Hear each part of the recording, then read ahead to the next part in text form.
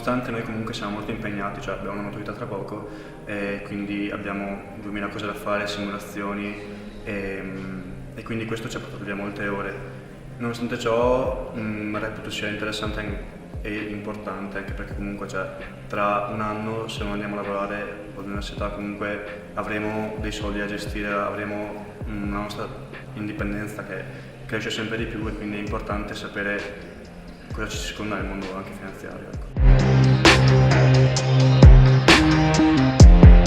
La classe sembrava un po' più distante, qui invece sembra un po' più concreta come cosa. Quindi... Sapevi tutto? Hai imparato qualche cosa di nuovo? No, è stato buono per l'apprendimento di nuove informazioni, soprattutto sì, quelle riguardanti i pagamenti digitali e la sicurezza. Ma le banche di credito cooperativo sono quelle personalmente che mi piacciono, cioè mi ispirano di più, perché appunto, come hanno anche oggi spiegato, servono anche per il benessere appunto del benessere di tutti i cittadini di una determinata residenza, quindi... Molto interessante, soprattutto adesso, in questa età, in cui si comincia a lavorare.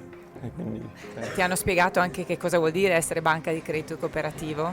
Sì, che aiuta il territorio e quindi è come tutta un'azienda quasi, che aiuta il territorio e investe i soldi su di esso, in modo da far guadagnare un po' tutti. Sicuramente è stata molto informativa, perché nelle scuole non viene spesso trattato, e quindi sicuramente è riuscito ad ampliare un po' le nostre conoscenze su questo argomento, sull'educazione finanziaria, sulla finanza e tutto questo. L'aspetto più interessante che è stato approfondito secondo te?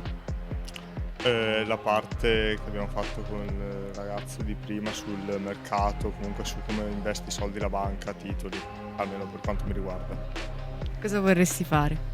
Imprenditore, comunque libero professionista, lavoratore autonomo, e non so in che mercato, perché magari adesso ho delle idee, magari fra qualche anno si aprono nuovi sbocchi e quindi potrei cambiare e andare dove mi porta il mercato, diciamo.